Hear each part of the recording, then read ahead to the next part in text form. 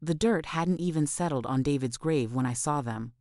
Through my bedroom window, watching my mother-in-law Judith directing movers like some twisted orchestra conductor, box after box. Furniture. Their entire life being transferred into my home. Into our home. Into what was supposed to be my sanctuary while I grieved. My hands trembled against the windowsill. 3 days. It had been 3 days since we buried my husband, and they were already moving in like vultures claiming a carcass. The front door slammed open downstairs. No knock, no courtesy, just the sound of invasion.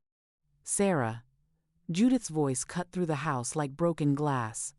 "Come down here, we need to talk." I descended those stairs one step at a time, each footfall echoing in my chest. David's family filled my living room. Judith stood at the center like a general commanding troops. Her husband Harold sat rigidly in David's favorite chair. Their son Marcus leaned against the mantelpiece, avoiding my eyes. "This is ours now," Judith announced, her words falling like hammer blows. "The house, everything. David never changed his will after your little courthouse wedding. You have no legal claim here." The air left my lungs. 6 years of marriage reduced to a little courthouse wedding. "You need to leave," she continued, her voice carrying that same cold authority she'd used to dismiss me at family gatherings. "Pack your personal belongings. You have until tomorrow." Harold finally spoke, his voice barely above a whisper. "Nothing personal, Sarah, just business." Nothing personal. My husband was dead and they were throwing me out of my own home, but it wasn't personal. "Where am I supposed to go?" The words came out smaller than I intended. "That's not our concern," Judith replied, already turning away from me. "You should have thought about security before you convinced David to marry you." Convinced him. As if 6 years of love, of building a life together, of holding his hand through chemotherapy treatments, meant nothing. As if I had been some calculating gold digger instead of the woman who loved him through everything. I climbed those stairs again, my legs feeling like lead. In our bedroom, surrounded by memories they couldn't take from me, I sat on the edge of the bed and let the tears come. Hot, angry tears that burned my cheeks and blurred my vision. They thought they knew everything. They thought David had left them everything because I was just some temporary inconvenience in his life. They had no idea what conversations happened in hospital rooms at 3 in the morning, no idea about the promises whispered in darkness, no idea about the papers David had signed during those final weeks. The next morning came too soon. I packed my clothes, my photographs, my books, the essential pieces of a life being dismantled. Judith supervised from the doorway like a prison warden, making sure I didn't take anything valuable. "The jewelry box stays," she said when I reached for the wooden chest on my dresser. "These are my things. David gave them to me." "Prove it." I couldn't. Most of the gifts had been spontaneous gestures of love, not documented transactions. The pearl earrings from our first anniversary. The silver bracelet he bought me during our trip to Santa Fe. The simple gold band that meant more than any diamond. "Fine," I whispered, closing the box. "Let her have the jewelry." She had no idea what David actually left me. I called my sister Emma from a coffee shop downtown, my belongings crammed into the back of my car like a refugee's possessions. "They threw you out?" Emma's voice crackled through my phone. "Can they do that?" "Apparently. David never updated his will after we married. Everything goes to them. Come stay with us. Tom and I have the spare room." 3 hours later, I was unpacking in my sister's guest bedroom, surrounded by her children's artwork and the comfortable chaos of a family home. Emma had always been the practical one, the one who planned for disasters. She'd warned me about not having proper legal protections when David and I married. I'd been too in love to listen. "You should call a lawyer," she suggested over dinner. "Contest the will. You were his wife." "With what money? They own everything now." But that night, alone in the guest room, I pulled out the manila envelope David had given me during his final week in the hospital. His handwriting, shaky from medication, covered the front.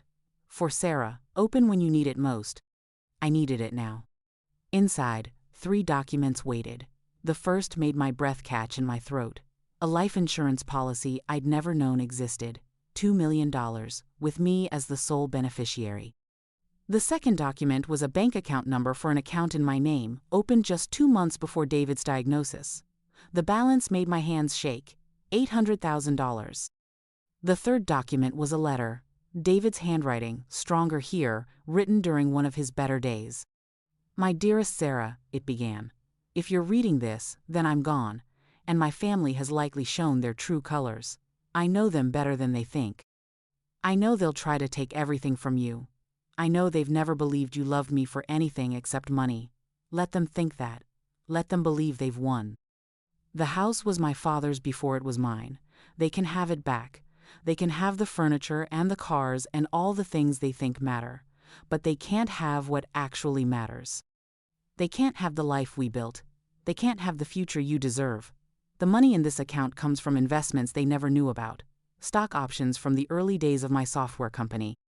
Cryptocurrency I bought as a joke that became worth millions. Money that existed outside their world, money they can't touch. Use it to build something beautiful. Use it to prove that love isn't about inheritance or blood or legal papers. It's about the choice to build a life with someone, and you chose to build a life with me when I had nothing to offer but love. Now I have something else to offer. Freedom." I read the letter 3 times before the words fully sank in. David had known. He'd anticipated their cruelty and planned for it. While they fought over furniture and family heirlooms, he'd left me something they couldn't touch: independence. The next morning, I sat in the parking lot of the bank, staring at the building through my windshield. Part of me was afraid to go inside, afraid the account wouldn't exist, afraid this was all some grief-induced hallucination. But the documents were real, the account numbers were real. David's love had been real. The banker, a kind woman named Mrs. Chen, verified everything with professional efficiency. The accounts existed, the money was mine, the insurance policy would pay out within 30 days. "Your husband was very specific about the privacy arrangements," she explained. "This account has existed completely separately from any joint finances. There's no legal way for anyone else to claim these funds." I walked out of that bank feeling like I could breathe again. For the first time since David's death, the future felt possible instead of terrifying. But I wasn't ready to tell Judith and her family about the money. Not yet. I wanted to watch them in their victory for a while. I wanted to see how they treated David's memory when they thought I was powerless to do anything about it. The call came 2 weeks later. Marcus, David's brother, voice tight with awkward obligation. "The funeral expenses," he said without preamble. "Mom thinks you should contribute. It's only fair." Only fair. They'd thrown me out of my home and now wanted me to pay for the funeral they'd planned without consulting me. "How much?" I asked. $15,000. Mom has the receipts. $15,000. For a funeral that had felt more like a business networking event than a goodbye to the man I loved.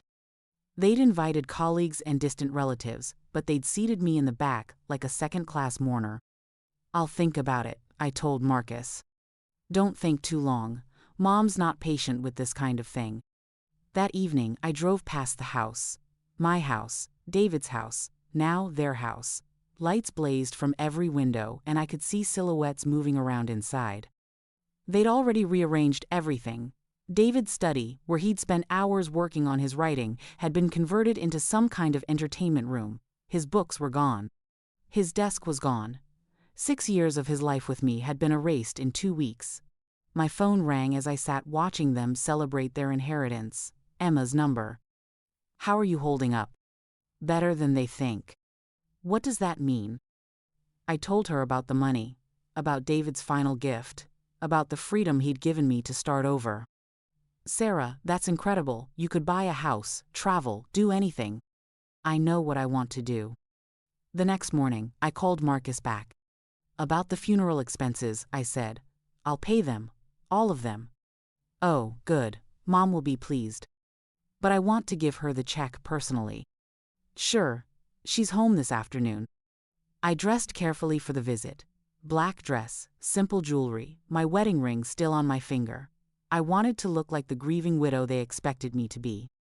Judith answered the door with barely concealed impatience, already reaching for the check before I'd fully entered the house. $15,000, I said, handing her the envelope. She opened it immediately, her eyes scanning the amount with satisfaction. "It's about time. We shouldn't have had to ask." I looked around the living room. They'd replaced David's reading chair with some modern monstrosity. His grandmother's quilt, the one that had covered our sofa for 6 years, was nowhere to be seen. "The house looks different," I observed. It needed updating. David had no sense of style. No sense of style. The man who'd chosen every book on these shelves, every photograph on these walls, who'd painted the kitchen blue because it reminded him of the sky on the day we met, had no sense of style. Where are his books? Donated them. Who needs all those old novels? Those old novels had been first editions, signed copies, books David had collected since college, books that told the story of his intellectual journey, gone to Goodwill like trash. And his writing? Judith waved dismissively. Harold cleaned out his computer. Nothing important. David's novel. The one he'd been working on for 5 years. The one he'd almost finished before the cancer took over. Gone. Deleted. Erased like it never mattered. I felt something cold and hard settle in my chest. They hadn't just taken my home, they'd taken David's legacy. They'd stripped away everything that made him who he was and replaced it with their vision of what his life should have been. "Well," I said, my voice steady despite the rage building inside me, "I should let you get back to your evening." "Yes, you should." No invitation to stay for dinner.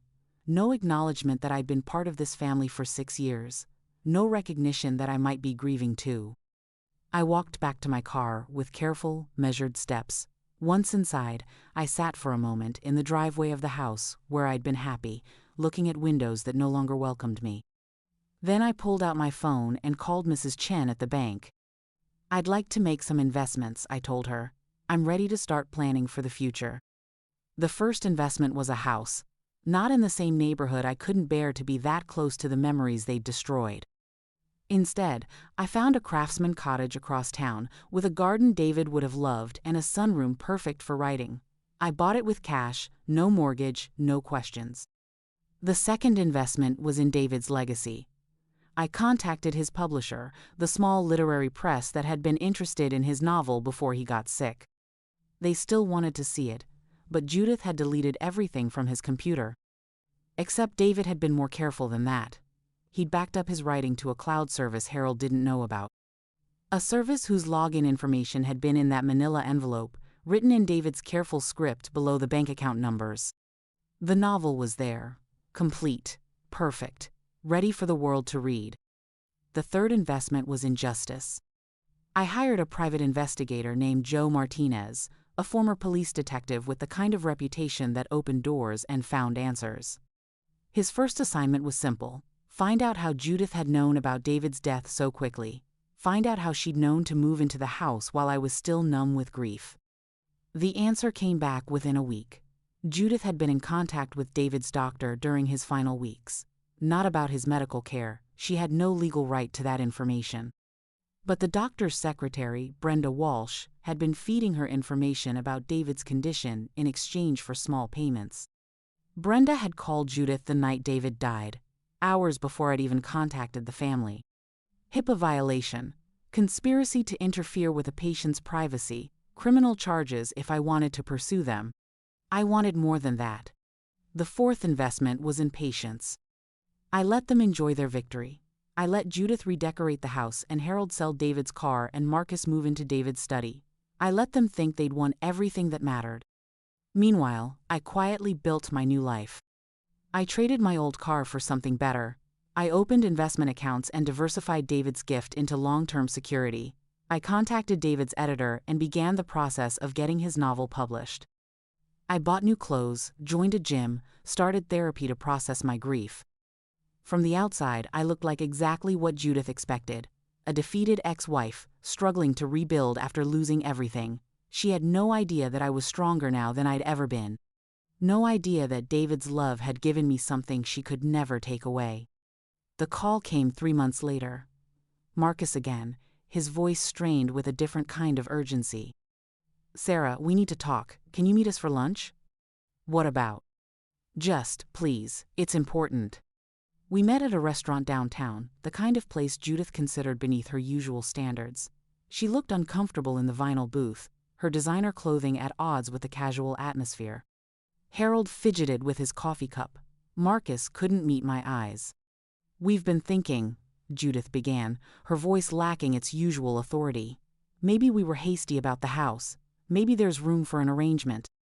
An arrangement. I kept my expression neutral, waiting for her to continue. "You could move back into the house," Harold suggested. "Take care of the maintenance, the upkeep, in exchange for room and board." They wanted me back as a live-in caretaker, a servant in the house where I'd been a wife. "That's very generous," I said carefully. "What changed your mind?" Marcus finally looked up. "The house cost more than we expected. Property taxes, insurance, maintenance. Mom's having trouble with the finances." Of course she was. David had handled all the financial planning during his lifetime, including the maintenance costs for a house that was older and more expensive to maintain than it appeared. Now Judith was discovering what it actually cost to live there. "Also," Judith added, her voice tight with reluctant admission, "we found some papers, legal documents that might affect the will." I felt my heartbeat accelerate but kept my voice level. "What kind of documents?" "Some kind of trust paperwork. We can't make sense of it. Harold thinks you might be able to help us understand what David was planning." David's trust. The one he'd established to protect his intellectual property and royalty rights from future books. The trust I was the sole beneficiary of, according to the papers in that manila envelope. The trust they'd just discovered existed but couldn't access without my cooperation. "I'd have to see the papers to know what you're talking about," I said. "Of course. Why don't you come by this evening? We'll show you everything." I arrived at the house at 7 o'clock, carrying a folder of my own. They'd set up the meeting in David's old study, though they'd transformed it so completely that nothing remained of his presence. His desk was gone, replaced by Harold's recliner. His bookshelves held Judith's romance novels instead of his literary collection. The trust documents were spread across a folding table like evidence at a crime scene. I could see immediately what had confused them. The legal language was dense, full of provisions and contingencies that protected the intellectual property while establishing clear lines of succession. "This trust controls the rights to all of David's writing," I explained, running my finger along the relevant sections. "Present and future. Any book sales, movie rights, licensing deals, it all goes through the trust." "And who controls the trust?" Harold asked. "The primary beneficiary. That would be me." The silence stretched between us like a taut wire. Judith's face had gone pale. Harold's hands gripped the arms of his chair, and Marcus stared at the papers as if they might rearrange themselves into a more favorable configuration. "That can't be right," Judith finally said. "David wouldn't have left his literary legacy to his wife?"